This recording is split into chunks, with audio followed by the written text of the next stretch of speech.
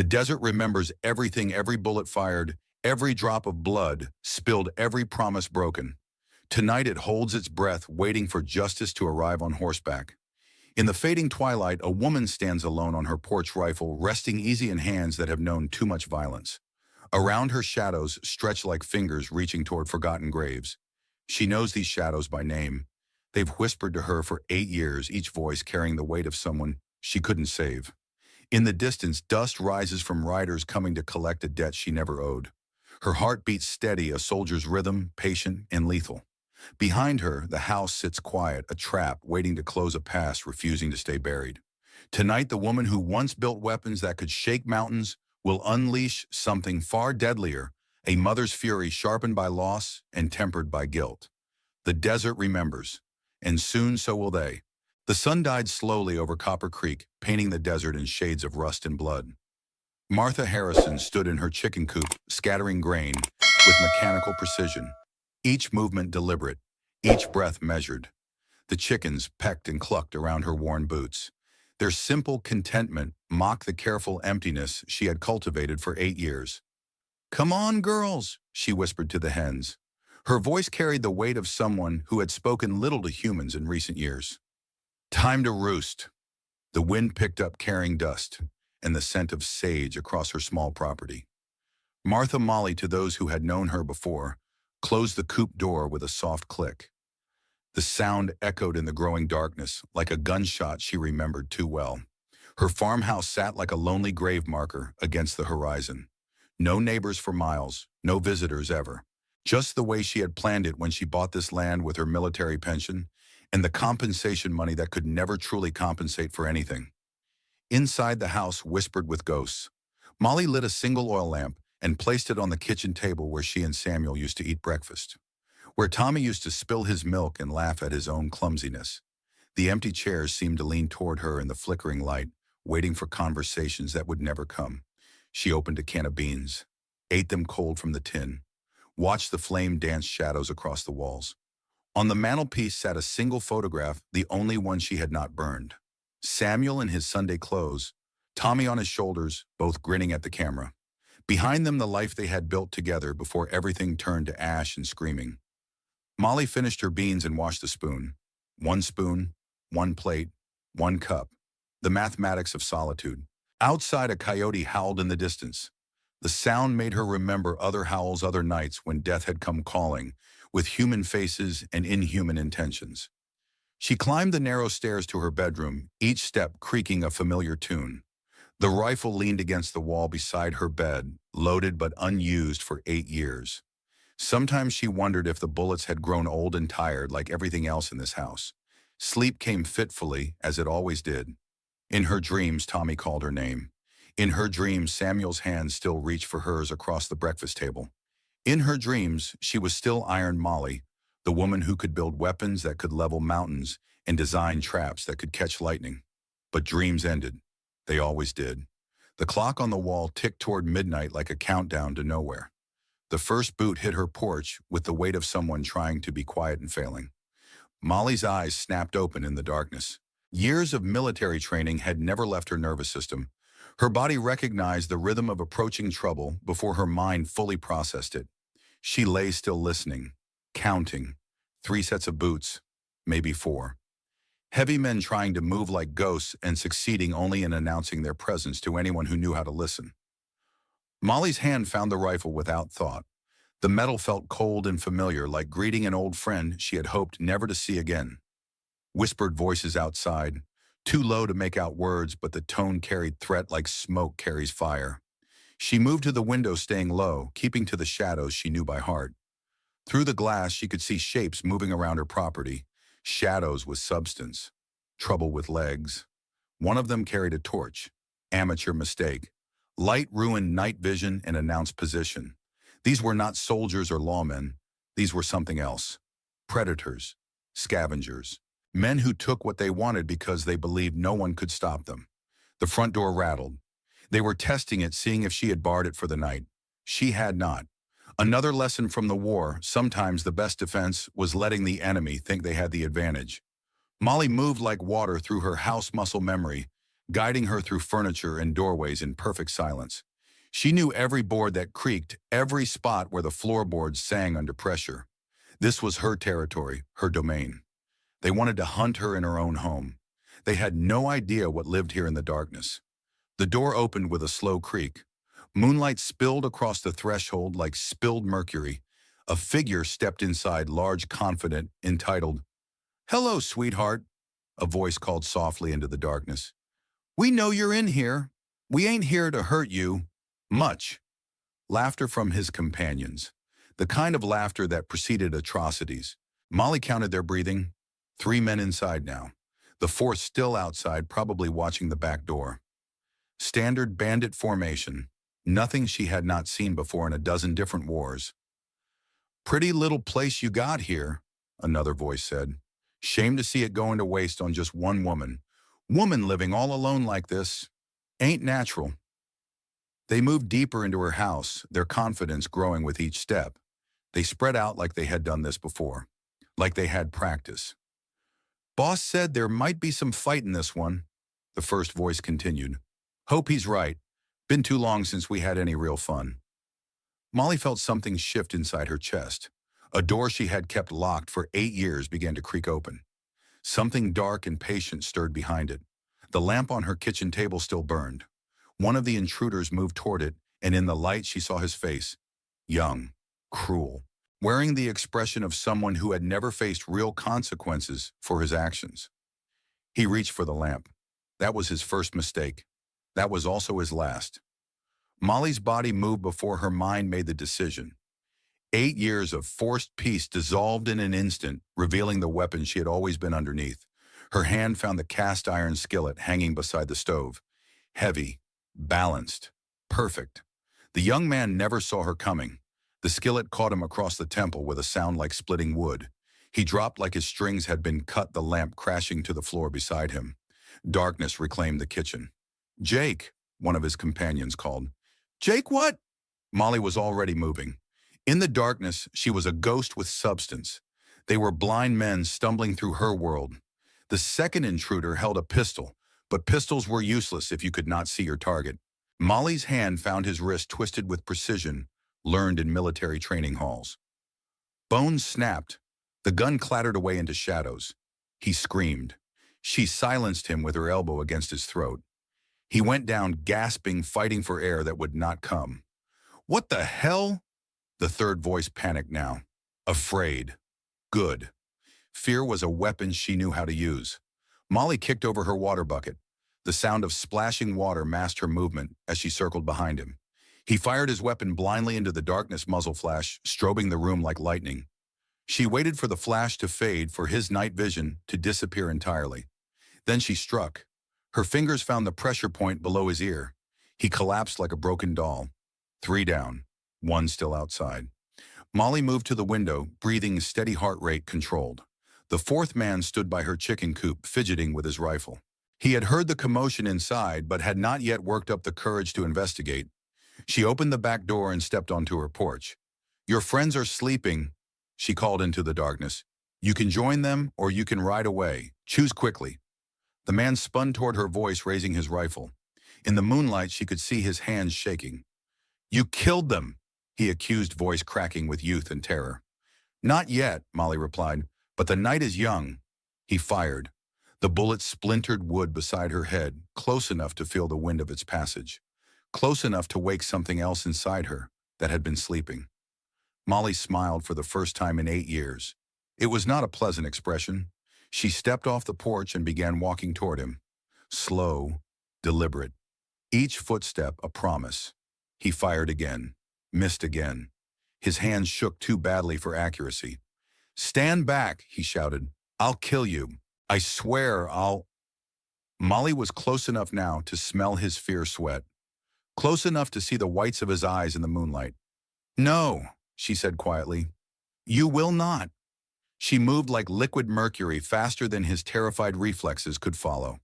Her hand found his rifle barrel, pushed it skyward. His third shot went harmlessly into the stars. She took the weapon from him with the ease of an adult taking candy from a child. He fell to his knees in the dirt, sobbing. "Please," he whispered. "Please don't kill me." I got a wife, got kids. We was just, we was just trying to make some money. We didn't mean no real harm. Molly looked down at him. Young, stupid, probably barely 20 years old. Someone's son who had made very poor choices about how to spend his evening. The old Molly, the Molly from before, would have let him go with a warning. The old Molly had believed in mercy and second chances. But the old Molly had died with her family 8 years ago. Stand up, she commanded. He struggled to his feet, still sobbing. You are going to gather your friends? Molly continued, her voice carrying the authority of someone accustomed to being obeyed. You are going to load them on your horses. You are going to ride away from here and never come back. Hope flickered in his eyes. Yes, ma'am. Thank you, ma'am. We'll never. But first, Molly interrupted, reaching into his vest pocket. You are going to explain this. She held up a folded piece of paper. In the moonlight, she could see handwriting. A message. Something that did not belong on a simple bandit raid. The young man's face went pale as moonlight. I don't know what that is.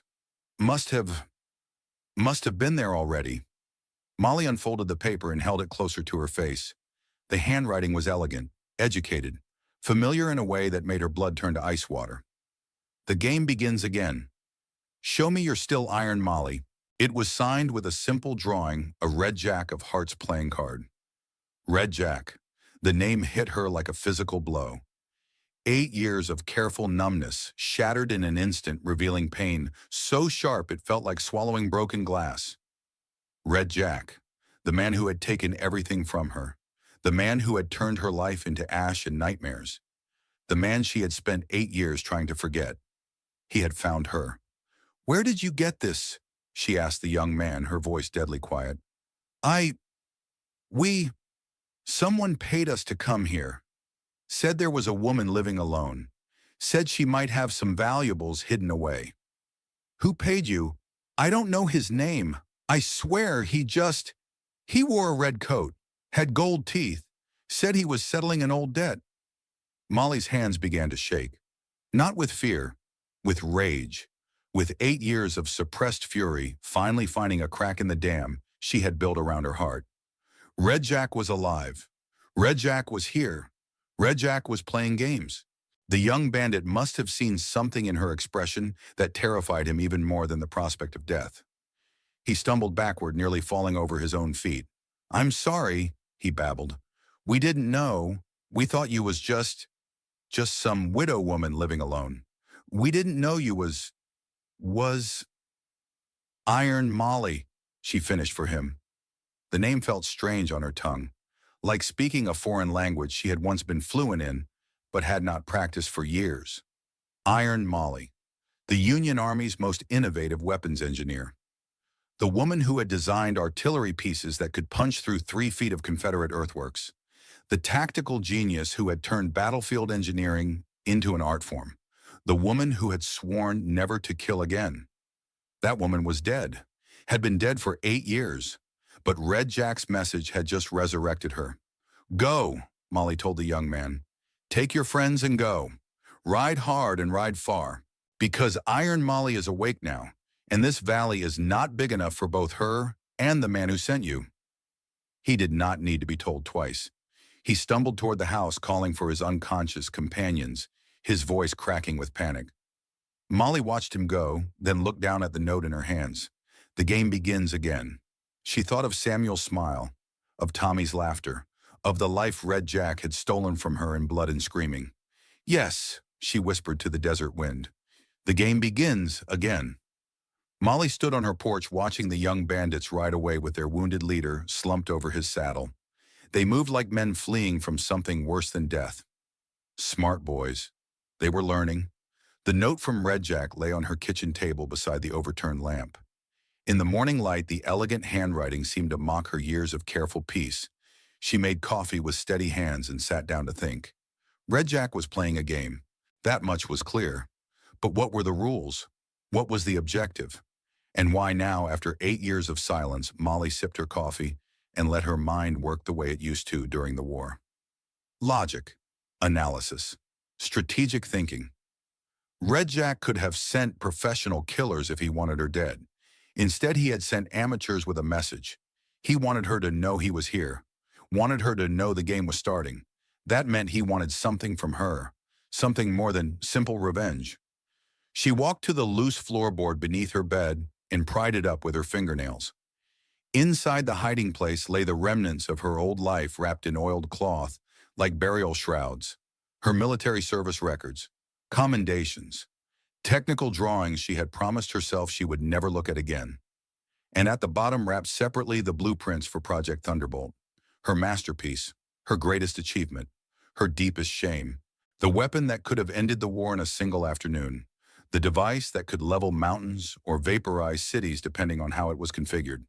The plans the army had ordered her to destroy after the war ended. The plans she had kept unable to destroy her life's work, even knowing the danger it represented. Red Jack knew about Thunderbolt, had always known. It was why he had come for her family 8 years ago, not for revenge, but for information, for the location of the only complete set of blueprints in existence. She had refused to tell him, had watched him torture Samuel and Tommy rather than give him the power to reshape the world with fire and thunder. They had died because she had chosen the greater good over the people she loved most.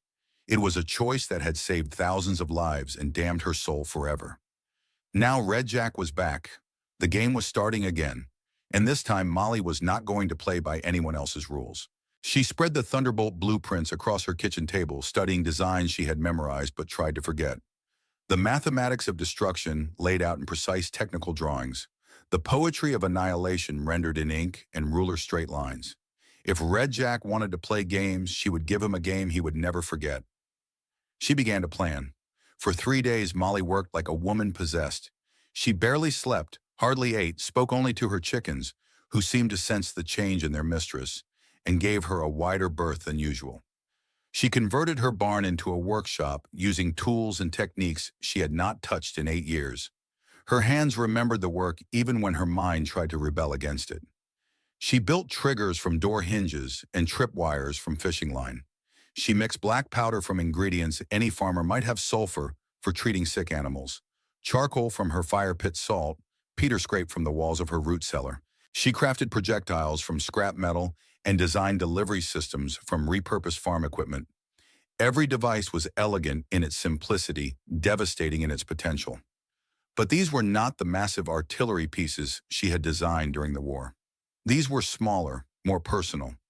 Weapons designed for a different kind of warfare. Weapons designed for hunting. On the 4th day, she received her second message. This one was delivered by a Mexican boy who could not have been more than 12 years old. He rode up to her farm on a burro, handed her an envelope, and galloped away without speaking a word. Inside the envelope was a photograph. A little girl, maybe 8 years old, tied to a chair in what looked like a mine shaft. She had dark hair and enormous frightened eyes. Below the photograph in Red Jack's elegant script, her name is Esperanza. She reminds me of someone we both knew. You have 3 days to find me, or she joins Tommy in whatever comes after. The old silver mine on Devil's Ridge. Come alone, come unarmed, come ready to bargain. P.S. I do hope you still have those Thunderbolt plans. We have so much to discuss. Molly stared at the photograph until her eyes burned. The little girl looked terrified but unharmed. She sat in the chair like she was trying to be brave the way children do when the adults around them have stopped making sense, the way Tommy had tried to be brave. Molly set the photograph on fire and watched it curl into ash. Then she walked to her workshop and began preparing for war. 3 days. Red Jack had given her 3 days. She would need only 2. On the 5th day after the attack, Martha Harrison died. She died quietly without ceremony in the same house where she had spent 8 years pretending to be someone else. Iron Molly rose from her grave like a fever dream, wrapped in human skin. She loaded her weapons into a cart pulled by her most reliable mule, each device nestled in protective padding like deadly eggs waiting to hatch. Each trigger mechanism tested and calibrated to mathematical perfection. She wore her old Union Army uniform, faded but still functional. The blue wool felt strange against skin that had grown accustomed to simple cotton dresses. The brass buttons caught sunlight like warning signals. Her hair grown long during her years of exile, she braided and pinned like she used to before battle. Professional, practical, ready for business. She locked her house and gave the key to her chickens, who clucked at her with what sounded like disapproval. They had grown fond of their quiet mistress. They did not seem to approve of this new woman who smelled like gunpowder and moved like controlled lightning. "Take care of each other," she told them. "I will be back. Maybe." The road to Devil's Ridge wound through 20 miles of desert scrubland and broken promises. Molly had traveled it only once before, 8 years ago, when she had been running away from everything that mattered. Now she was running toward it. The mule plodded steadily through morning heat that shimmered like liquid mercury off the rocks. Molly rode in silence, her mind working through scenarios and contingencies. Red Jack was expecting her to come alone and unarmed. He was expecting the broken woman who had fled Copper Creek 8 years ago. He was about to meet someone else entirely. At midday, she stopped beside a creek to water the mule and eat a cold meal of bread and jerky. The water ran clear and cold over smooth stones, singing a song that reminded her of better times. She thought of Samuel, who had loved to fish in streams like this one, who had taught Tommy to skip stones and catch minnows with his bare hands, who had died believing his wife was a simple army engineer who designed bridges and supply wagons. He had never known about Thunderbolt, had never known his wife had created a weapon that could crack the earth like an egg. Some secrets were too heavy to share even with the people you loved most. Molly finished her meal and continued riding. The sun climbed higher, turning the desert into a furnace that tested the endurance of anything foolish enough to travel through it. But Molly had been tested by worse things than heat.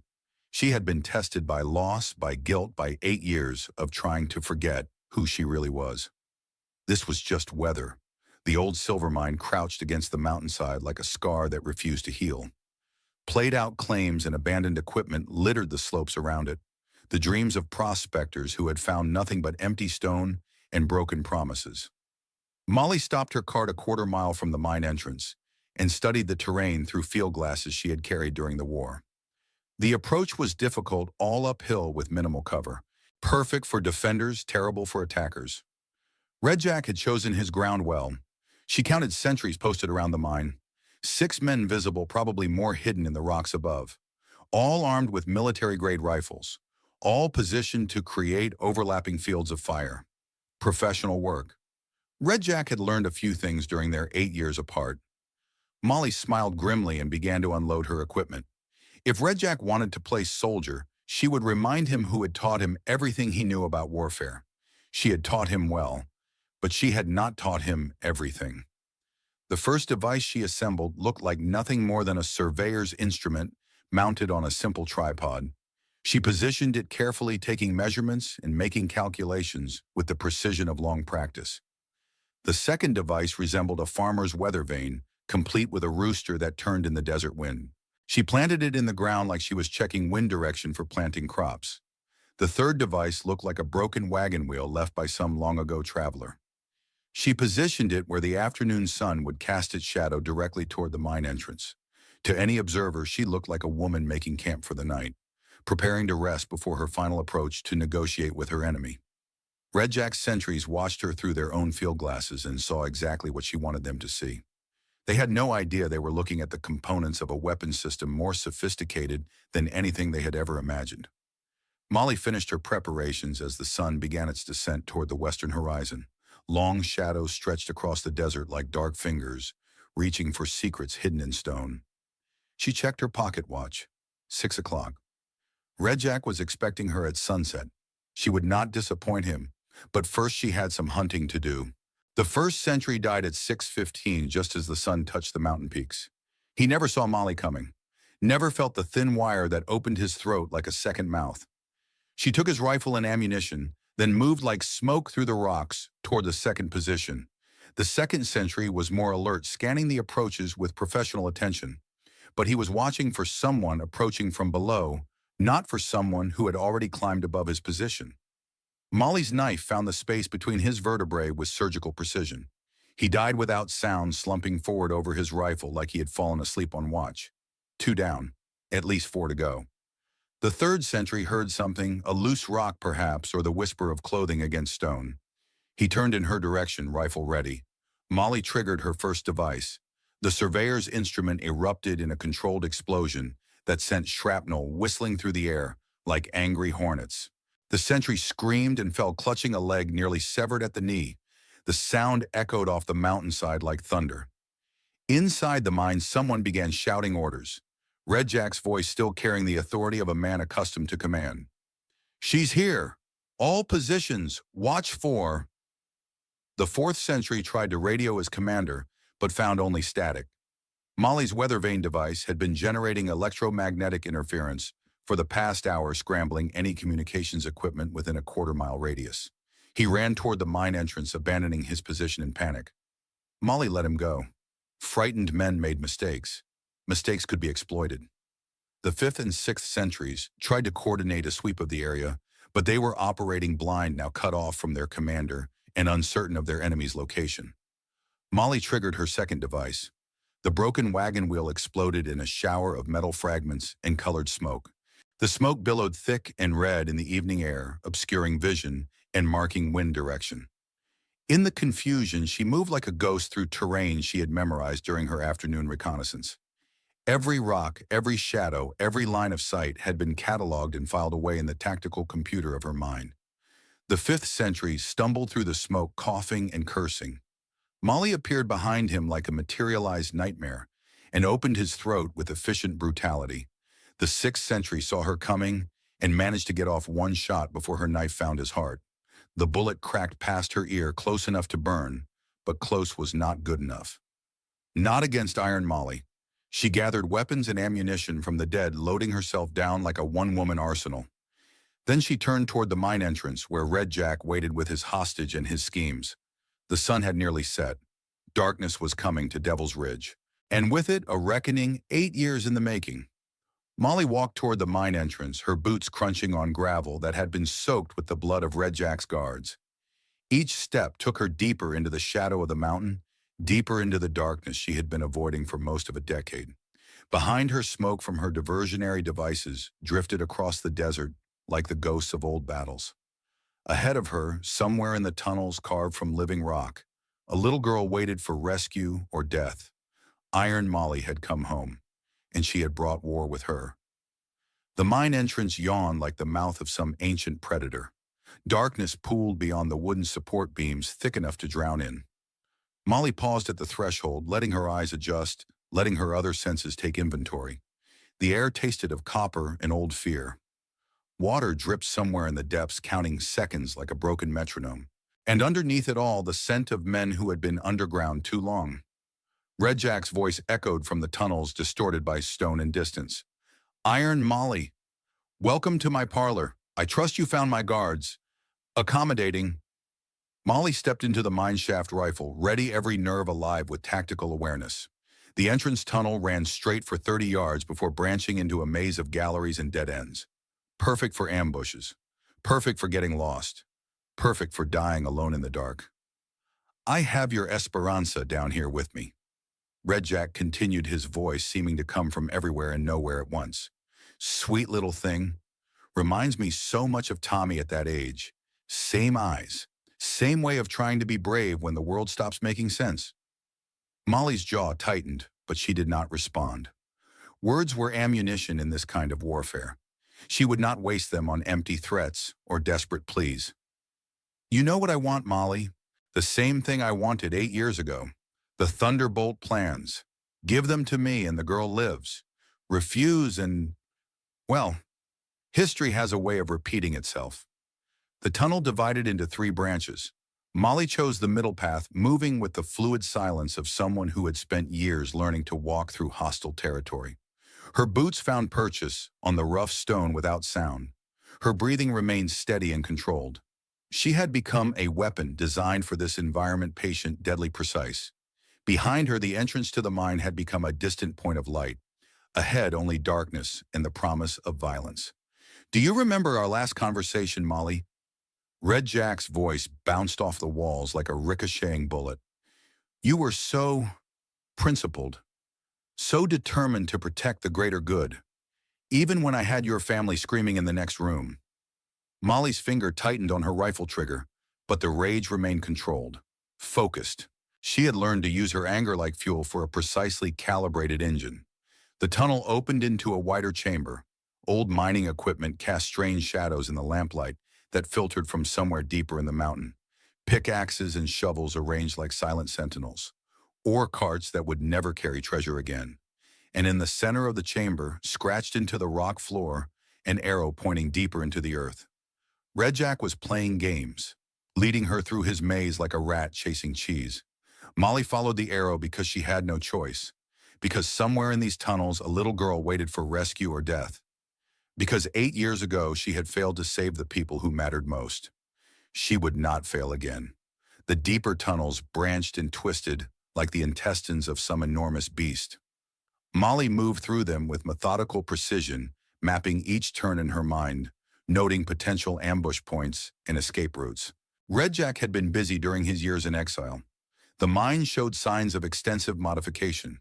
New support timbers, electric lighting in some areas, fresh tool marks on the walls where passages had been widened or redirected. This was not just a hideout. This was a fortress, a maze designed by someone who understood the principles of defensive architecture, someone who had learned those principles from her during their brief partnership in the war. Molly paused at an intersection of 5 tunnels. Each passage looked identical in the dim light. Each could lead to salvation or slaughter. Lost Molly. Red Jack's voice seemed closer now, more intimate. These tunnels can be confusing for someone who doesn't know the layout. Lucky for you, I'm feeling generous. Take the second tunnel from the left. It leads to our reunion. Molly considered her options. Red Jack was hurting her, controlling her movement through his domain. Every step took her deeper into his trap. But sometimes the only way out of a trap was to spring it.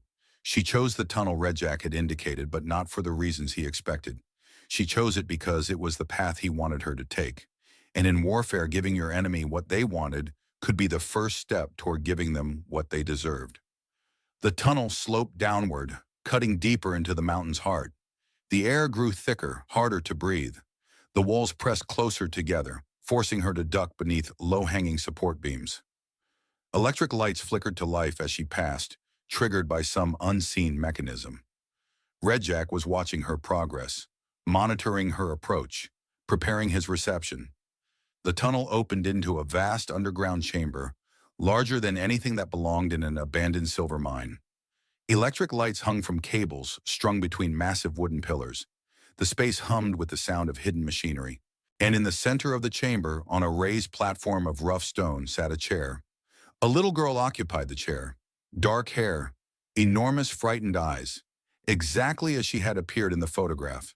Esperanza, 8 years old, terrified but unharmed, trying to be brave. Red Jack stepped from the shadows beside the platform. 8 years had changed him. Gray touched his temples now.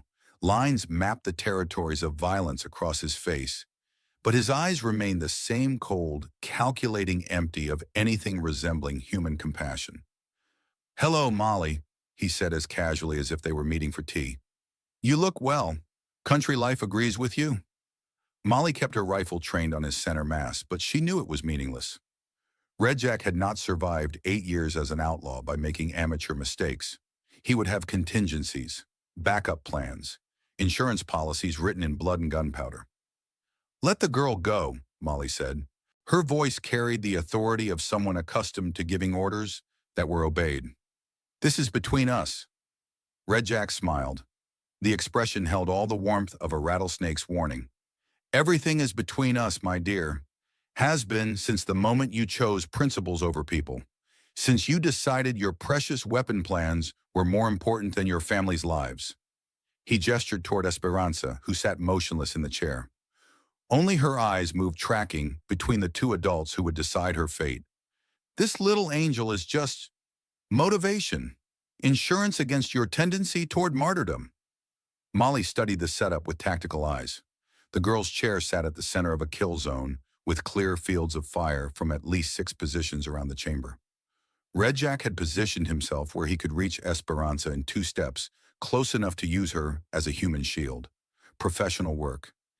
He had been planning this reunion for a long time. "What do you want, Jack?" The same thing I've always wanted. The Thunderbolt plans, all of them. Every blueprint, every calculation, every brilliant little detail from that weapon-designing brain of yours. Why the war is over. Has been for 8 years. Red Jack laughed. The sound echoed off the chamber walls like breaking glass. The war is never over, Molly. It just changes theaters. Right now, there are a dozen conflicts brewing across the territories. Mexican revolutionaries, Apache resistance, railroad barons fighting over routes and resources. Each side would pay handsomely for a weapon that could end disputes. Permanently. You want to sell it. Turn my work into a commodity. I want to profit from it. The way you should have 8 years ago instead of letting the army bury your genius in some classified file cabinet. Molly felt something cold settle in her stomach. Red Jack was not just a bandit anymore. He had evolved, become something more dangerous. An arms dealer. A merchant of apocalypse. The plans are hidden, she said. Safe. Even if you kill me, you'll never find them. Oh, I'm not going to kill you, Molly. Not yet. You're going to give me those plans willingly. Eagerly even. Red Jack reached into his coat and withdrew something that made Molly's blood turn to ice water. A spinning iron cage. Small enough to hold a person. Designed to rotate continuously, preventing rest, preventing sleep, preventing anything resembling mercy. She recognized it immediately. It was her own design created during the war for interrogating Confederate prisoners.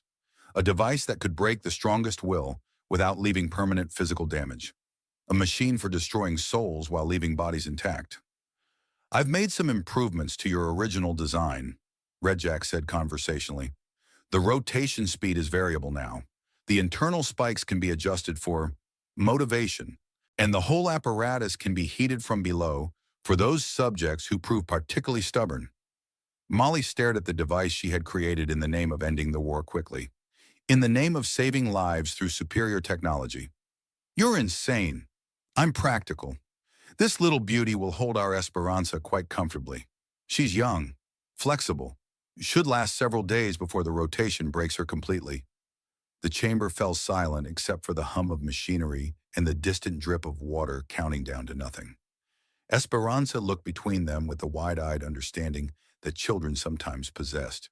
She knew she was the prize in a game being played by adults. She knew her life hung in the balance of decisions she could not influence, just like Tommy had known 8 years ago. You have 1 hour to retrieve the Thunderbolt plans, Red Jack continued. Bring them back here, and I'll let the girl go free. Refuse, and she takes a ride in your machine. Her screams will echo in these tunnels for days. Molly calculated distances, angles, probabilities. Could she take the shot? Could she kill Red Jack before he reached Esperanza? The mathematics were not encouraging. How do I know you'll keep your word? You don't, but you know what I'll do if you refuse. We both know how much you enjoy watching children suffer for your principles. Molly lowered her rifle. The gesture felt like surrender, but sometimes retreat was the first step toward victory. 1 hour, she agreed. 1 hour, Red Jack confirmed. And Molly, don't even think about bringing help. I have men positioned throughout these tunnels. Any sign of treachery, and little Esperanza here begins her dance. Molly turned and walked back through the maze of tunnels, her mind racing through possibilities and contingencies. Red Jack thought he had won, thought he had finally broken her with the threat to an innocent child. He was wrong. Iron Molly had been broken 8 years ago when she watched her family die for her principles. What walked in her place was something else entirely, something that understood the difference between surrender and strategy. The trip back to the surface took 20 minutes. Molly emerged from the mine entrance into a world transformed by darkness. Stars wheeled overhead like distant artillery shells. The desert stretched away in all directions, vast and unforgiving, and perfectly suited to her purposes. She had hidden the Thunderbolt plans in her farmhouse, wrapped in oiled cloth beneath the floorboards where she had kept all the remnants of her old life. But Red Jack had made a mistake. He had given her an hour to retrieve them. An hour was more than enough time for what she had in mind. Molly mounted her mule and rode through the desert night like a woman racing against the apocalypse. The animal sensed her urgency and moved faster than she had ever seen it travel, hooves drumming a rhythm of desperation against the hard-pan earth. Her farmhouse appeared in the moonlight like a ghost of domesticity. Dark windows, empty rooms, The life she had tried to build now just another casualty of Red Jack's war. She retrieved the Thunderbolt plans from their hiding place and spread them across her kitchen table. 30 pages of technical drawings, mathematical formulas that could reshape the world, the accumulated genius of humanity's greatest weapon designer, her life's work, her masterpiece, her damnation. Molly took out a pen and began to make modifications. For 30 minutes, Molly worked with the focused intensity of someone performing surgery on her own soul. She altered calculations, redirected energy flows, introduced subtle flaws that would not be apparent to casual inspection. The Thunderbolt device, as originally designed, could level mountains. With her modifications, it would level whoever tried to use it. She was turning her masterpiece into a suicide bomb. When she finished, the plans looked identical to the originals. Every line was perfectly reproduced. Every calculation appeared correct. Only someone with her level of expertise would notice the changes. And Red Jack, for all his cunning, was not an engineer. Molly rolled the modified plans into a leather tube and secured them with wax seals. Then she walked to her workshop and gathered additional supplies. Dynamite, fuse cord, a timing mechanism built from an old alarm clock. If Red Jack wanted her plans, she would give them to him, along with a few surprises he was not expecting. The ride back to Devil's Ridge took another 20 minutes. Molly arrived at the mine entrance with 5 minutes to spare on Red Jack's deadline. She paused at the threshold, listening to the silence that pooled in the depths like black water. Somewhere below, a little girl waited for rescue. Somewhere below, Red Jack waited for his prize. Somewhere below, the final act of this 8-year drama was about to begin. Molly descended into the darkness, carrying death in a leather tube and redemption in her heart. The tunnel seemed different now, more threatening, as if the mountain itself had sensed the approaching violence and was holding its breath in anticipation. She found Red Jack in the same chamber, still standing beside Esperanza's chair, like a guardian angel cast from hell. The little girl had not moved, had probably been too frightened to even shift position. "Cutting it close, Molly," Red Jack observed. "I was beginning to think you had chosen martyrdom over pragmatism." Again. Molly held up the leather tube. "The complete Thunderbolt plans. Every blueprint, every calculation, everything you need to build a weapon that can crack the earth like an egg." Red Jack's eyes gleamed with anticipation. 8 years of planning, 8 years of waiting, 8 years of dreaming about the power contained in those rolled papers. "Bring them here," he commanded. Molly walked toward the platform, each step measured and deliberate. She was entering the kill zone, now moving into range of the hidden gunman Red Jack had positioned around the chamber. But she was also moving into range for her own purposes. "Closer," Red Jack said when she stopped 10 feet from the platform. "I want to examine them before we complete our transaction." Molly took 3 more steps, close enough now to see the sweat on Esperanza's face, close enough to smell the little girl's fear, close enough for what came next. She tossed the leather tube to Red Jack, who caught it with hands that trembled slightly with excitement. He broke the wax seals and unrolled the plans, spreading them across a makeshift table beside Esperanza's chair. His eyes scanned the technical drawings with the hungry intensity of a man looking at naked divinity. "Beautiful," he whispered. "Absolutely beautiful. Do you realize what this represents, Molly? The power to reshape nations, to decide the fate of continents." "I realize what it represents," Molly replied quietly. Red Jack looked up from the plans, and for a moment his expression was almost fond. "You always were too noble for your own good, too concerned with the greater good to appreciate the potential for personal profit. That's why you'll always be a footnote in history, while men like me write the actual chapters." "Perhaps," Molly agreed. Red Jack rolled the plans back into their tube, handling them like precious artifacts, which in a sense they were. "It's been a pleasure doing business with you, my dear. Unfortunately, I can't let you leave here alive. You understand the necessities of operational security." Red Jack raised his hand, signaling to the hidden gunman positioned around the chamber. That was when Molly triggered her surprise. The explosion came from the tunnel behind them, not from Molly's position, but from the route she had used to enter the chamber. The dynamite she had planted on her way back from the surface detonated with perfect timing, sealing the main entrance in a cascade of falling stone. The sound was deafening. The floor shook like the mountain was coming apart at its roots. In the confusion, Molly moved. She dove toward Esperanza's chair, not away from it, toward the center of Red Jack's kill zone, where his hidden gunmen could not fire without risking their leader's life. Red Jack fumbled for his sidearm, but Molly was already inside his reach. Her knife found his wrist, opening arteries with surgical precision. The gun clattered away across the stone floor. "You?" he gasped, staring at his fountaining blood. "How?" "I've had 8 years to think about our last conversation," Molly replied, cutting Esperanza's bonds with quick, efficient strokes. 8 years to plan what I would do if you ever came back. The little girl was free now, but they were still surrounded by Red Jack's men, still trapped in the heart of his mountain fortress. But Molly had planned for that too. She grabbed the tube containing the Thunderbolt plans and smashed it against the stone platform. The papers scattered like dying leaves, and Red Jack screamed as if she had torn out his heart. "Those plans," she told him as his gunmen emerged from their hiding places, "were modified. The energy calculations were reversed. Anyone trying to build that device would have created the world's most expensive suicide bomb." Red Jack stared at her with eyes that held murder and madness in equal measure. "You thought I would give you the real plans," Molly continued. "You thought I would hand you the power to destroy the world after what you did to my family." She pulled Esperanza behind the stone platform, using it as cover as Red Jack's men opened fire.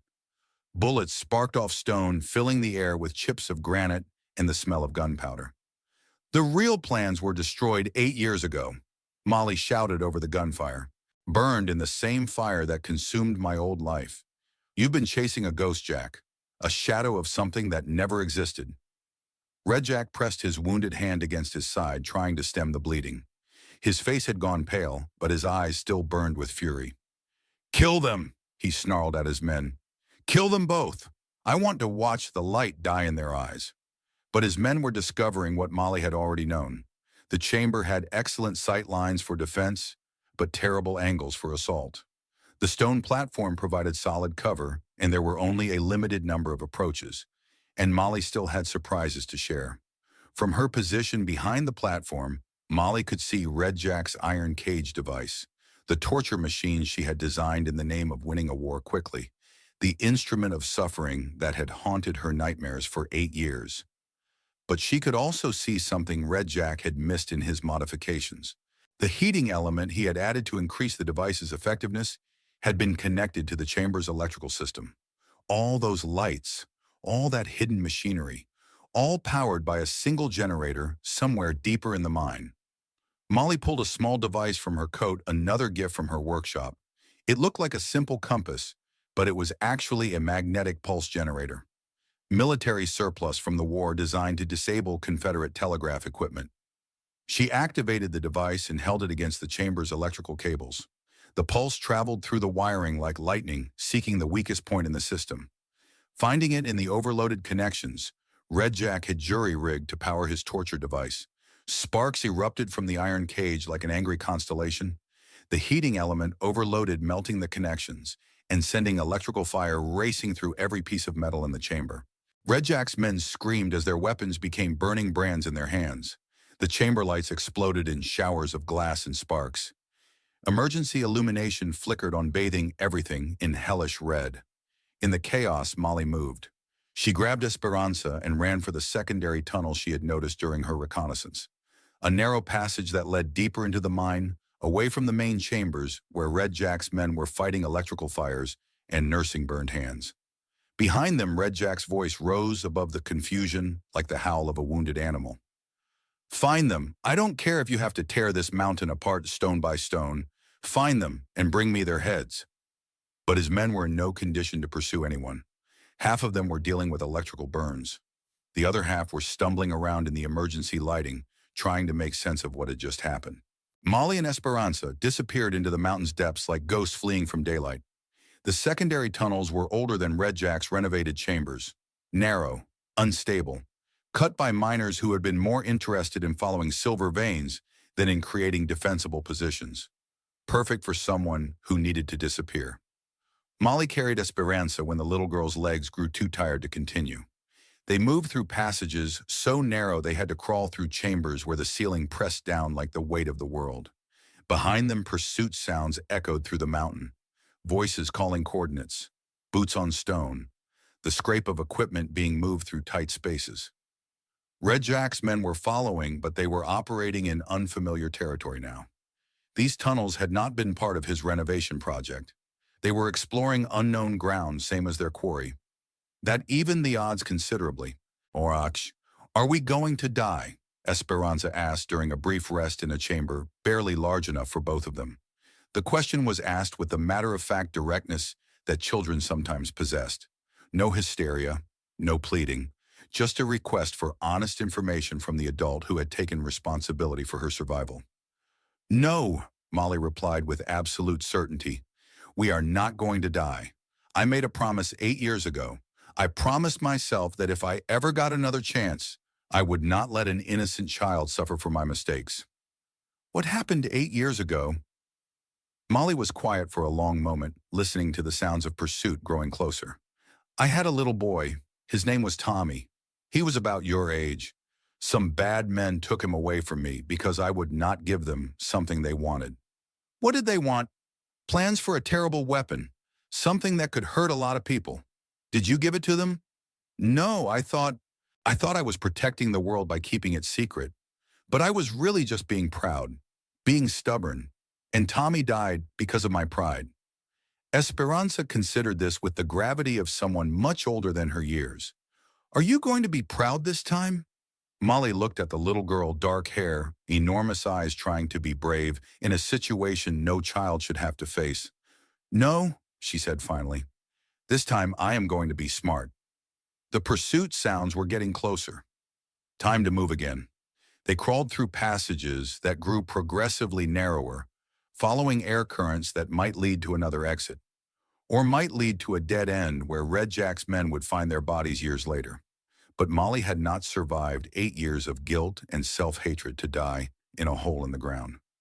She had promises to keep, debts to pay, people to protect. They emerged from the narrow tunnels into another chamber, this one showing signs of recent habitation. Sleeping rolls, canned goods, a small camp stove, Red Jack's fallback position, his bolt hole if the main operation went sideways, which meant there had to be another exit, a back door that led to the surface. Molly found it behind a canvas tarp, a shaft that angled upward through the rock, barely wide enough for a man to climb. Iron rungs had been driven into the stone walls, creating a crude ladder that disappeared into darkness above. Can you climb? She asked Esperanza. The little girl nodded, though she looked doubtful about the prospect. Stay close behind me, Molly instructed. If you get tired, tell me immediately. We climb together, or we do not climb at all. They began the ascent just as voices echoed from the tunnels below. Red Jack's men had found the chamber, had found their trail. Up there, someone shouted. They went up the shaft. Gunfire erupted below them, bullets ricocheting off stone walls and sending sparks into the darkness. But the angle was wrong for accurate shooting. The men below were firing blind, hoping for lucky hits. Molly and Esperanza climbed toward whatever waited above, leaving the sounds of frustrated pursuit behind them in the depths. The shaft seemed to go on forever. Up and up through the mountain's heart, following a path that might have been a natural fissure or might have been carved by some long-dead miner's desperate hope. Esperanza's breathing grew labored, but she did not complain, did not ask to rest. She climbed with the determination of someone who understood that stopping meant dying. Above them, a pale glow began to filter down through the darkness. Not electric light, something else. Moonlight, the surface, freedom. The promise of clean air and open sky. They climbed faster, driven by hope and desperation in equal measure. Behind them, Red Jack's voice echoed up from the depths, like a curse seeking flesh to inhabit. You cannot run forever, Molly. I will find you. I will make you watch that little girl die the way you watched Tommy die. Do you hear me? I will find you. But his words grew fainter with each foot they climbed. Distance and stone muffled his threats until they became just another sound in the mountain's symphony of settling rock and shifting shadows. Molly and Esperanza climbed toward the light, toward the surface, toward whatever came after survival. Behind them in the depths of Devil's Ridge, Red Jack screamed his fury at walls that would never answer back. They emerged from the shaft into a world transformed by starlight. The desert stretched away in all directions, vast and beautiful, and utterly indifferent to human suffering. Molly pulled Esperanza clear of the opening, and they both lay gasping on the rough ground, breathing air that tasted like freedom and possibilities. "Is it over?" Esperanza asked. Molly looked back at the shaft, opening a dark mouth in the earth that might vomit forth pursuit at any moment. "Not yet," she admitted, "but we have bought ourselves time, and time is the most valuable currency in any war." She helped the little girl to her feet and oriented herself by the stars. They were on the north face of Devil's Ridge, perhaps 2 miles from where she had left her mule and cart. 2 miles of open ground. 2 miles where they would be visible to anyone with field glasses and moonlight. But it was better than being trapped underground with Red Jack's madness. They began walking, moving as quickly as Esperanza's legs could manage. The little girl stumbled occasionally on the uneven ground, but she never complained, never asked to be carried. She was tougher than her years suggested, tougher than she should have had to be. Behind them, Devil's Ridge squatted against the sky like a monument to all the ways human ambition could go wrong. Somewhere in its depths, Red Jack was discovering that his carefully laid plans had turned to ash and disappointment. Somewhere in its depths, the echo of Tommy's death was finally being answered. But the game was not over. Not yet. Red Jack would find another way out of his mountain fortress, would regroup, would come hunting with all the fury of a man who had been denied his prize twice. The difference was that this time Molly would be ready for him. This time she would not be fighting alone. Dawn broke over the desert like a wound opening in the sky. Molly and Esperanza had walked through the night following game trails and dry creek beds that kept them hidden from anyone watching the main roads. They reached Molly's farm as the sun painted the horizon in shades of blood and promise. The chickens greeted them with indignant clucking, as if scolding their mistress for staying out all night without proper supervision. Esperanza laughed at their antics, the first genuine sound of joy Molly had heard from the child since their escape. The sound was like water in the desert, precious beyond measure. "They are angry with you," Esperanza observed, settling onto the porch steps to watch the birds' morning routine. "They worry," Molly replied, scattering grain with hands that shook slightly from exhaustion and adrenaline. "They have simple needs: food, shelter, safety. They do not understand why humans complicate such things." But even as she spoke, Molly's eyes scanned the horizon. Red Jack would not give up, would not simply accept defeat and fade into the territories like smoke. He had invested too much in this game to walk away without a final hand. He would come for them. The only question was when. Molly fed Esperanza breakfast and gave her clean clothes that had once belonged to Tommy. The little girl was small for her age, and the clothes fit well enough. Seeing her in Tommy's shirt sent a knife through Molly's heart, but it was a clean pain, the kind that meant healing, not festering. "What happens now?" Esperanza asked over eggs and toast. "Now we prepare," Molly replied. "Red Jack will come here. He has nowhere else to go, nothing else to focus his rage on. This farm will become a battlefield." "Should we run?" Molly considered the question seriously. They could load supplies onto the mule and disappear into the vast emptiness of the territories. Live as nomads. Stay one step ahead of pursuit until Red Jack gave up or died of old age. But running meant always looking over their shoulders, always wondering when the past would catch up, always living in fear. "No," she decided. "We make our stand here. This is my land, my home. If Red Jack wants a war, he can have one. But he will fight it on my terms." Esperanza nodded with the gravity of someone much older than her years. "What do you need me to do?" The question caught Molly off guard. She had expected tears, protests, pleas to run away from the coming violence. Instead, this 8-year-old girl was asking how she could help prepare for battle. "You need to stay safe," Molly said gently. "That is the most important job of all. I can do more than stay safe. I am small. I can hide in places big people cannot go. I can watch for enemies and warn you when they come."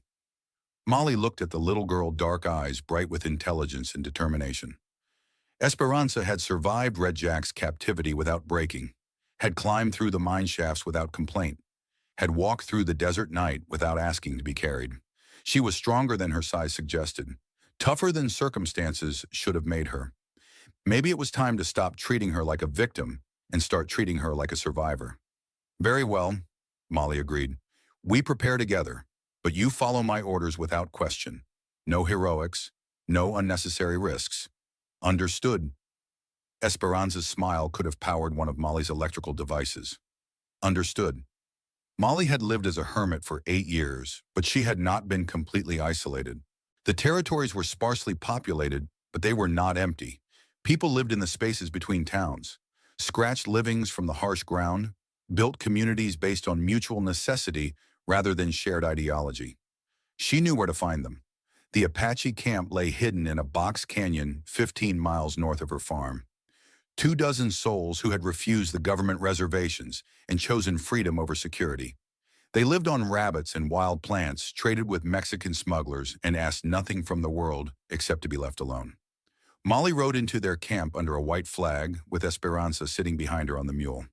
The Apache warriors emerged from concealment like materializing spirits, rifles ready but not quite aimed. Their leader was a man called Jose Crowfeather, half Apache, half Mexican, wholly committed to staying free. He had fought against the army during the Apache Wars, had seen his family scattered to reservation camps, had chosen exile over surrender. Iron Molly, he greeted her in accented English. We heard you were dead. I was, for 8 years. But the dead have a way of returning when the living need them most. Jose studied Esperanza with eyes that had seen too much suffering inflicted on children. This one belongs to you. This one belongs to herself, but she is under my protection. Jose nodded. In his world, protection was a sacred obligation, a promise that could not be broken without losing all honor. What do you need? Molly dismounted and gestured toward the southern horizon. Red Jack is coming. He will bring perhaps 40 men, military weapons. He wants to turn my farm into a graveyard. Red Jack, Jose spat in the dust. He has raided our territory, stolen horses, killed 2 of our young men. We have debts to settle with him. Then we settle them together.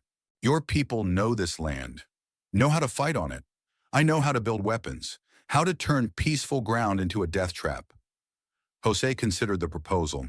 His people had survived by avoiding large-scale conflicts, by melting away into the desert when superior forces appeared. But they were tired of running, tired of being hunted.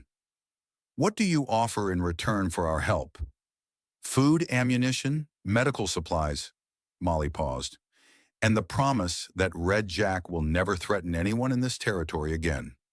The Apache leader was quiet for a long time, staring at the southern horizon, where their mutual enemy would soon appear. We will fight, he decided, but on one condition. When this is over, you teach my people to build your weapons. We are tired of facing rifles with bows and arrows. Molly extended her hand.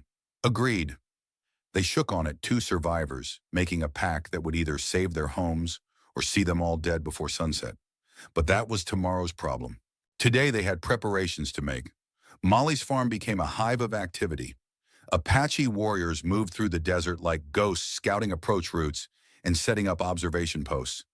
Mexican traders arrived with cartloads of supplies that had somehow fallen off government wagons. Local farmers and ranchers came to offer what help they could. Word had spread through the territories that Iron Molly was making a stand, that the woman who had designed the Union Army's most devastating weapons was going to war against Red Jack and his raiders. Some came for revenge against Red Jack's previous depredations. Others came for the chance to see legendary weapons in action. A few came simply because they believed some fights were worth joining regardless of personal costs. Molly organized them with the efficiency of someone who had managed military engineering projects. Every person was assigned specific tasks based on their skills and limitations. Every resource was cataloged and allocated according to strategic priorities. The farm itself underwent radical transformation. Molly's chicken coop became a fortress in miniature, surrounded by carefully concealed firing positions and connected to the main house by a network of covered trenches. Her barn was converted into an armory and medical station, stocked with weapons and supplies that might mean the difference between victory and massacre. But it was the land itself that received her most careful attention. Molly had spent 8 years walking every inch of her property. She knew where the ground was soft enough for hidden pits, where the rocks would fragment properly when subjected to explosive force, where the natural contours would channel attacking forces into predetermined kill zones. She turned her farm into a spider's web of death with herself at the center, waiting for prey to stumble into the strands. Pressure plates made from wagon springs were buried beneath trails that looked like natural approaches. Touch one, and a carefully aimed artillery shell would detonate with mathematical precision. Tripwires stretched between fence posts nearly invisible in the grass. Hit one, and a cascade of metal fragments would sweep the area like a lethal wind. Motion-activated devices were concealed in Joshua trees and rock formations. Step into their detection radius, and a world of hurt would arrive faster than thought. But Molly's masterpiece was the acoustic system. She had always been fascinated by the way sound traveled across the desert, how voices could carry for miles under the right conditions, how echoes could confuse direction and distance. She built a network of hidden speaking tubes and acoustic mirrors that would allow defenders to communicate silently across the battlefield.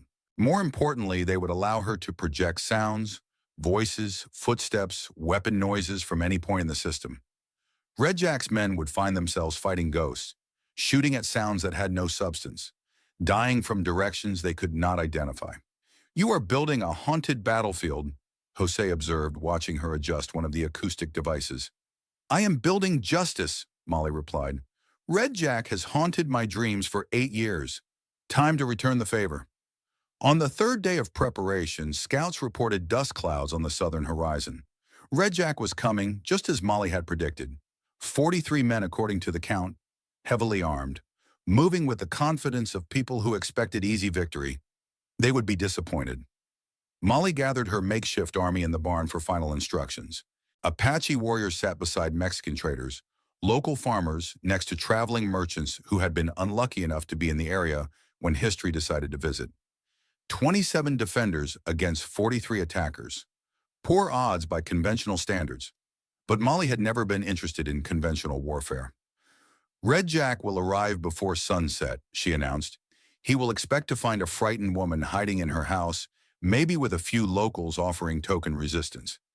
Instead, he will find a fortress designed by someone who understands the mathematics of killing." She pointed to a map of the farm spread across a work table. "Primary defensive positions are here, here, and here. Fallback positions are marked in red.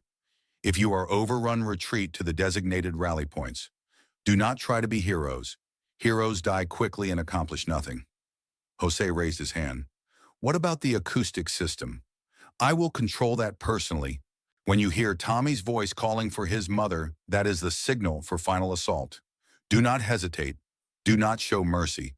Red Jack's men have come here to murder us all. Return the favor with interest." The assembled defenders nodded grimly.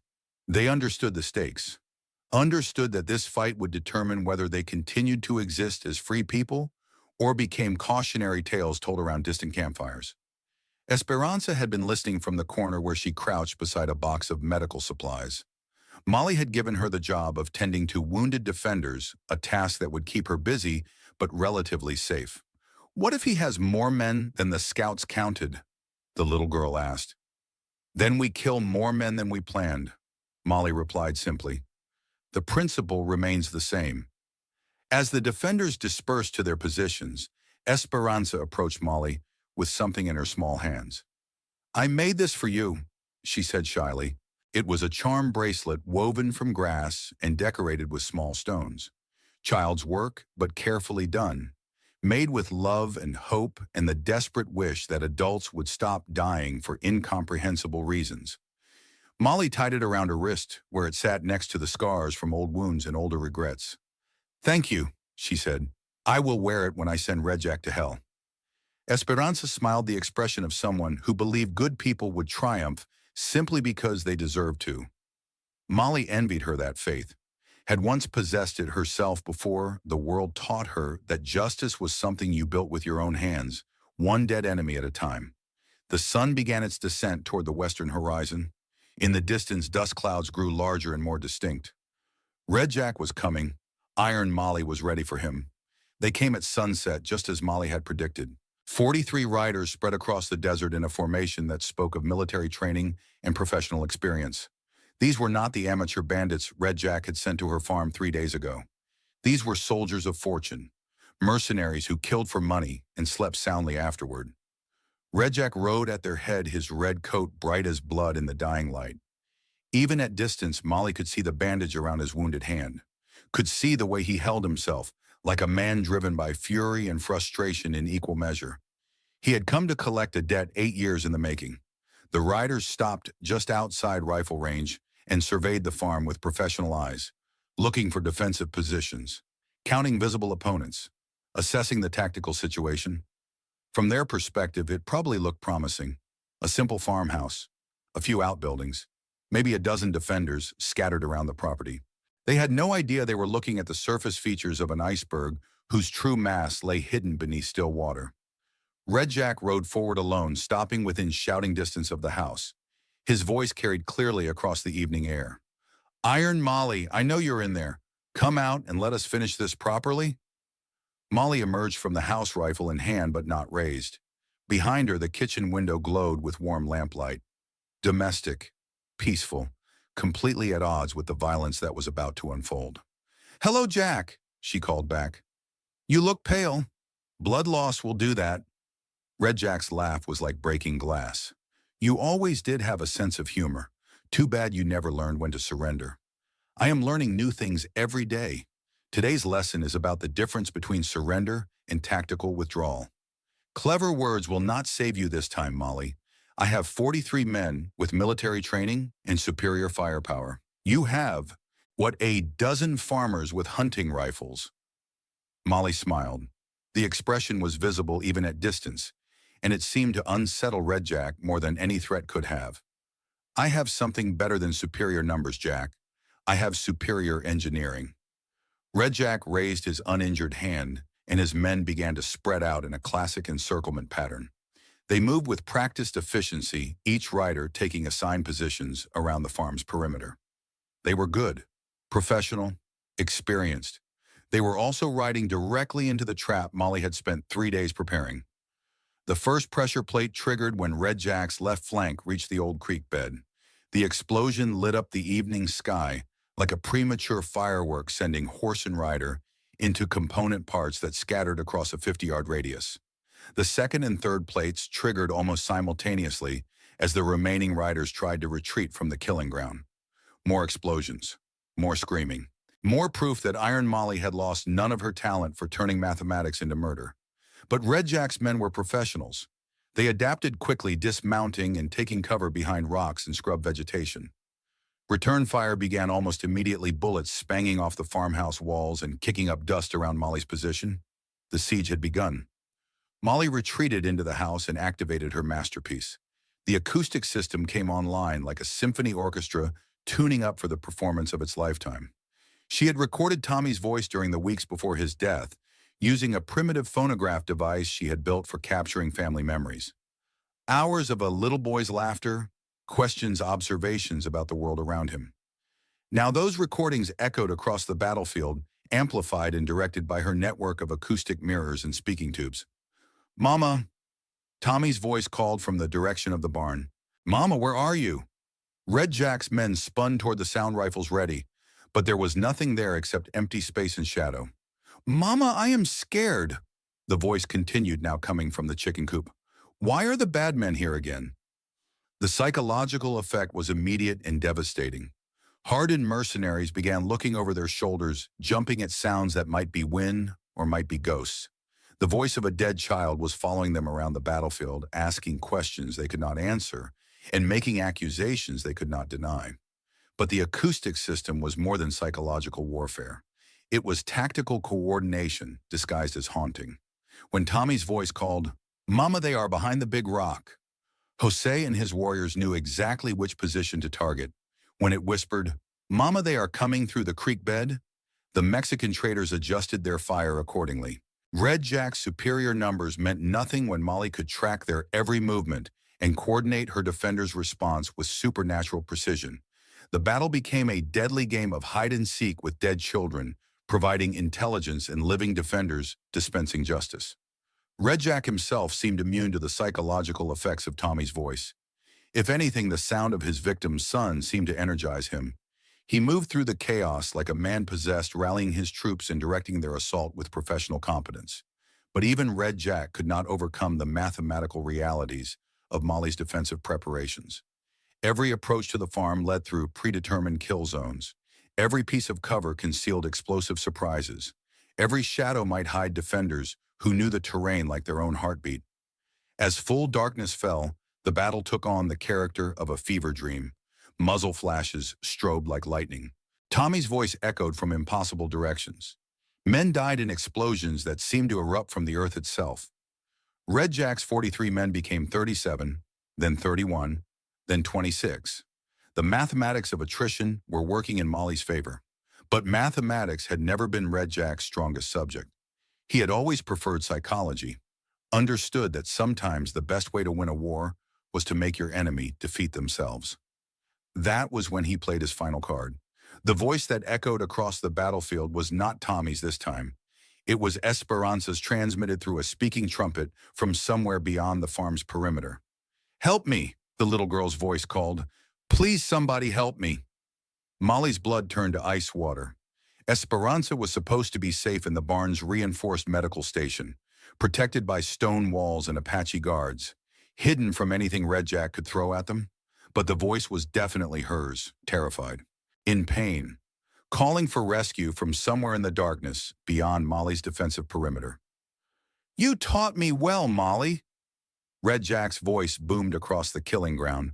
"Use the enemy's weakness against them. Your weakness has always been children who need protecting." Molly grabbed her field glasses and scanned the perimeter, looking for any sign of Esperanza's location. There a flash of movement near the old windmill 300 yards beyond her defensive positions. Red Jack had somehow infiltrated her fortress, had somehow taken the one person Molly could not afford to lose. History was repeating itself with nauseating precision. "You have 1 hour to surrender," Red Jack continued. "After that, little Esperanza begins her dance in the iron cage. You remember the iron cage, do not you?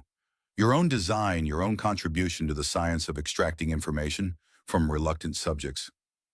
Molly felt something break inside her chest. The same crack that had opened 8 years ago when she watched her family die for her principles. The same fault line that had never properly healed.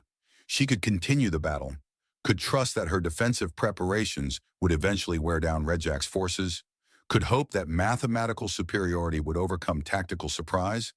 But Esperanza would die screaming while Molly calculated odds and managed resources, just like Tommy had died 8 years ago. "What do you want?" Molly called across the killing ground. "The same thing I have always wanted, the real Thunderbolt plans. Not the fake suicide bomb blueprints you gave me in the mine. The actual device specifications. I told you they were destroyed 8 years ago." Red Jack's laughter carried clearly through the desert air. "We both know that is a lie. No engineer destroys their masterpiece. You have them hidden somewhere. Bring them to me, and the girl lives." Molly closed her eyes and tried to think. Tried to find some tactical solution that would save Esperanza without handing Red Jack a weapon that could reshape the world. But 8 years of guilt and regret had prepared her for this moment, had taught her that some choices could not be avoided, only endured. She knew what she had to do, the same thing she should have done 8 years ago. Molly opened the hidden compartment beneath her bedroom floor and withdrew the real Thunderbolt plans. Not the suicide bomb specifications she had given Red Jack in the mine, but the actual blueprints for humanity's most devastating weapon. She had lied about destroying them, had lied to everyone including herself about her willingness to let her life's work disappear into history's ash pile. The plans were complete, detailed, accurate down to the smallest mechanical specification. In the right hands, they could end wars by making victory impossible for anyone. In the wrong hands, they could end civilization. But Esperanza was 8 years old, innocent, guilty of nothing except being in the wrong place when adults decided to play their games of revenge and politics. Tommy had died because Molly chose the greater good over personal loyalty. She would not make that mistake again. She rolled the plans into a leather tube and sealed them with wax. Then she walked outside past her acoustic devices in defensive positions, toward the place where Red Jack waited with his hostage and his schemes. Jose emerged from concealment as she passed his position. "This is foolish," he whispered. "He will kill you both." "Maybe," Molly agreed, "but definitely is not the same as maybe. Esperanza definitely dies if I do nothing. Maybe we both die if I try to save her. I will take maybe over definitely every time. She continued walking toward the windmill where lamplight revealed Red Jack standing beside his iron cage torture device. Esperanza sat inside the cage, tears streaming down her face but making no sound. Trying to be brave, trying not to give her captor the satisfaction of hearing her fear. Just like Tommy had tried to be brave. Red Jack smiled as Molly approached. The expression held all the warmth of a snake preparing to strike. "The real plans this time?" he asked, gesturing toward the leather tube. "The real plans," Molly confirmed. "Complete technical specifications. Everything you need to build a weapon that can crack mountains." "Excellent. I do so enjoy it when people make sensible decisions." Red Jack reached for the tube, but Molly pulled it back. "Release her first." "I think not. You hand me those plans, and then we will discuss the girl's future." Molly looked at Esperanza, who sat in the cage with dignity that would have been impressive in an adult and was heartbreaking in a child. "I am sorry," Molly told her. "I promised to protect you, and I failed." "You did not fail," Esperanza replied quietly. "You came for me. That is more than most people would do." Red Jack opened the cage door and gestured for Esperanza to emerge. The little girl stepped out with careful dignity, never taking her eyes off Molly's face. "Now!" Red Jack said, extending his hand toward the plans. Molly handed him the tube. Red Jack broke the wax seals and unrolled the blueprints, examining them by lamplight. His eyes gleamed with anticipation as he recognized the authentic technical drawings, the genuine mathematical formulas that could reshape the balance of power across the entire continent. "Beautiful," he whispered. "Absolutely beautiful." That was when Molly triggered the final surprise she had built into the real Thunderbolt plans. 8 years ago, when Molly had first designed the Thunderbolt device, she had included a safeguard, a self-destruct mechanism that would prevent the weapon from being used by unauthorized personnel. The plans themselves contained a hidden element, invisible ink that would only become visible when exposed to direct flame. Ink that would reveal a modification to the device's core energy matrix, a modification that would turn the weapon into the world's most expensive suicide bomb. But Red Jack had no way of knowing that. He saw only the surface specifications, the technical drawings that would allow him to build a device capable of leveling mountains. He rolled the plans back into their tube, his face glowing with satisfaction. "It has been a pleasure doing business with you, Molly. Unfortunately, I cannot allow you to leave here with knowledge of my future plans." Red Jack drew his revolver and aimed it at Molly's heart. "You understand the necessities of operational security." "I understand many things," Molly replied, "including the fact that you made a tactical error." "Oh, and what would that be?" Molly smiled. The expression was not pleasant to witness. "You assumed I came here alone." The Apache arrow took Red Jack through the throat, fired from concealment by Jose Crow Feather's steady hand. Red Jack dropped like his strings had been cut, the Thunderbolt plans scattering from his nerveless fingers. More arrows whispered through the darkness, finding targets among Red Jack's remaining men. The survivors tried to return fire, but they were shooting at shadows and echoes. Ghost Town Protocol was still active. Tommy's voice still echoed across the battlefield, calling coordinates and directing the assault. "Mama, they are behind the rocks. Mama, they are running toward the creek. Mama, make them stop hurting people." The battle lasted another 20 minutes. When it ended, Red Jack's army of mercenaries had been reduced to scattered corpses, and a few survivors who were running toward the horizon as fast as their legs could carry them. Molly knelt beside Red Jack's body and retrieved the Thunderbolt plans. She held them up to the windmill's lamp, watching the hidden ink become visible in the flame's heat. The modified specifications glowed like accusations written in fire, a weapon that would destroy anyone foolish enough to try building it. She had learned something important 8 years ago during Tommy's death. She had learned that some knowledge was too dangerous to exist regardless of its potential benefits. Some doors should never be opened. Some weapons should never be built. Some choices could only be made once. Molly held the plans directly in the lamp's flame. The paper caught fire, immediately curling and blackening as 8 years of guilt and regret went up in smoke. The real Thunderbolt plans burned completely, leaving only ash and the memory of what might have been. They buried Red Jack and his men in a mass grave on the far side of the property, where the desert would reclaim their bones and return them to the earth that had spawned them. Jose and his warriors departed at first light, taking weapons and ammunition as payment for their service.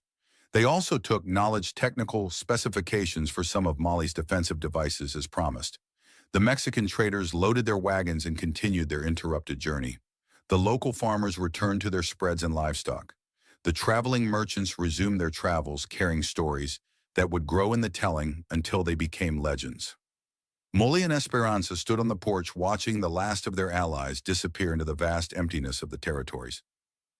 The farm looked peaceful in the morning light, pastoral, as if the previous night's violence had been nothing more than a particularly vivid nightmare. "What happens now?" Esperanza asked. Molly considered the question. The immediate threat was over. Red Jack was dead. His organization was scattered. The Thunderbolt plans were destroyed. But there would be other threats. Other men who believed that power flowed from the barrel of a gun, and that might made right. Other children who would need protecting from adults who had forgotten how to be human. Now we live, Molly decided. We tend the chickens. We plant crops. We build things instead of destroying them. What if more bad men come? Molly looked at the little girl, dark eyes bright with intelligence and hope. Esperanza had survived Red Jack's captivity, had climbed through mine shafts, had walked through desert nights. She was stronger than her size suggested, tougher than circumstances should have made her. "Then we will be ready for them," Molly replied. "But until they come, we live like people should live, with kindness instead of cruelty, with hope instead of fear." She removed the grass bracelet from her wrist, the charm Esperanza had made for her before the battle. It had survived the night's violence without damage, as if innocence possessed some protective quality that malice could not penetrate. "You should keep this," she told Esperanza, tying it around the little girl's wrist, "to remind you that some things are worth protecting, that some fights are worth joining." Esperanza examined the bracelet with the gravity of someone receiving a military decoration. "Will you teach me to build weapons, like you taught the Apache?"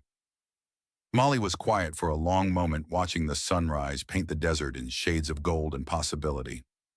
"I will teach you to build useful things," she decided.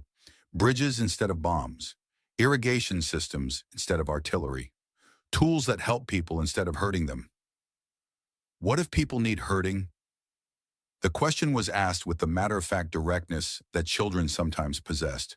No malice, no bloodthirst, just a request for honest information about how the world actually worked.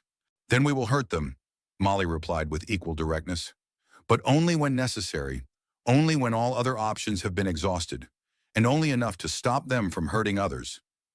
Esperanza nodded with the gravity of someone accepting responsibility for principles that would guide the rest of her life. "I understand." Together they walked toward the chicken coop where the birds were staging their morning protest about delayed breakfast service. Normal domestic concerns, simple problems with simple solutions. Behind them, the farmhouse sat quiet in the morning light. The acoustic devices had been deactivated. Tommy's voice no longer echoed across the killing ground. But sometimes, when the wind was right, Molly could still hear him laughing, could still remember the sound of innocence before it learned that the world was not always kind to people who deserved kindness. She had failed to save Tommy 8 years ago, had failed to save Samuel, had failed to prevent Red Jack from turning her greatest achievement into an instrument of terror and greed. But she had saved Esperanza, had given one little girl a chance to grow up in a world where adults protected children instead of using them as pawns in incomprehensible games. It was not perfect redemption, but it was enough. It was a beginning. Molly stood in her workshop teaching Esperanza the principles of mechanical engineering, not weapons design, not instruments of death, simple machines that made life easier for people who had to scratch livings from harsh ground. A new irrigation system that would carry water to fields that had never known moisture, a windmill design that could generate electricity for remote communities, a grain mill that could feed families who had been living on whatever they could hunt or gather, tools for building instead of destroying, technology in service of life instead of death. Esperanza proved to be a quick learner. Her small hands were perfect for delicate work. Her young mind absorbed technical concepts with the enthusiasm of someone discovering that the world was full of fascinating problems waiting to be solved. "Why does this gear turn the other way?" she asked, studying a mechanical drawing. "Because force applied here Molly explained, pointing to the diagram. Creates motion there. Action and reaction. Every movement creates an equal and opposite movement. Like people. Molly paused in her explanation. What do you mean? When people do bad things, other people do good things to balance it out, like you did with Red Jack. The observation was remarkably sophisticated for an 8-year-old, but Esperanza had seen more of the world's darkness than most children, had learned to think about cause and effect in ways that adults sometimes missed. Sometimes, Molly agreed, but not always. Sometimes bad things happen and nobody balances them out. Sometimes good people suffer and evil people prosper. Then who balances it out? Molly looked at the little girl, dark eyes bright with curiosity and hope. Esperanza was asking the question that had haunted humanity since the first person realized that life was not fair and death was not negotiable. We do, Molly replied. When we see injustice, we balance it with justice. When we see cruelty, we balance it with kindness. When we see destruction, we balance it with creation. Is that why you build things now instead of destroying them? The question hit closer to home than Esperanza probably realized. Molly had spent the last 6 months trying to answer that exact question herself. Yes, she said finally. I spent too many years creating weapons, tools for ending life instead of preserving it. Now I want to build things that help people live better lives. Will you teach me to build those things too? Molly smiled, the expression coming easier now than it had 6 months ago. Living with Esperanza had reminded her that joy was possible, that hope was renewable, that the future could be different from the past if people were willing to work for change. I will teach you everything I know, she promised, about engineering, about building, about protecting people who need protection, and about fighting bad people when they need fighting. And about fighting bad people when they need fighting, Molly agreed. Outside, the chickens clucked their approval of another peaceful day. The desert stretched away in all directions, vast and beautiful, and full of possibilities that had nothing to do with violence or revenge. Iron Molly was finally at rest. In her place lived Martha Harrison, engineer, teacher, protector of children who deserved better than the world had given them. But if evil men came calling again, if innocence needed defending, if the mathematics of justice required a different kind of calculation, well, Iron Molly would be ready. She was always ready. The siege of Copper Creek is over. Red Jack lies dead, his army scattered to the winds.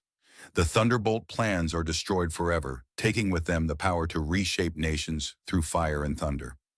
In the quiet aftermath, a woman who was broken by loss has found redemption through protection. A little girl who should have been another victim has become a symbol of hope. Iron Molly's war is finished. Martha Harrison's peace has begun. In the end, the greatest weapon proved to be not the science of destruction, but the simple human choice to stand between predators and their prey. Some things are worth protecting. Some fights are worth joining. Some people are worth saving. The story ends where it began, with a woman and her farm and her simple determination to live free from the ghosts that haunted her past. But now she is not alone. Now she has a future to build instead of a past to escape. The sun rises on Copper Creek and all is well. The sun sets slow and quiet over Copper Creek, painting the desert in soft hues of gold and shadow, as if trying gently to erase the scars left by violence. The farmhouse stands silent again, its walls still carrying echoes of a war few will remember, but one woman will never forget. She knows now that justice has a cost measured not just in blood, but in pieces of herself she'll never reclaim. Each victory is etched alongside quiet losses, the laughter of a child, the warmth of a husband's hand, nights spent dreaming of a peace she once thought impossible. Yet amid all she's lost, she's gained something precious, the chance to build again this time, not with steel and powder, but with compassion and hope. Beside her, a child sleeps soundly, dreaming of futures untouched by the cruelty of the past.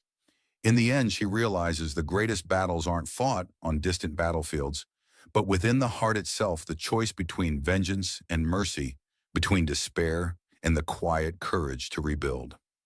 As night settles gently around her home, one question remains unanswered, lingering softly in the evening air. When the past comes knocking, how far would you go to protect the future?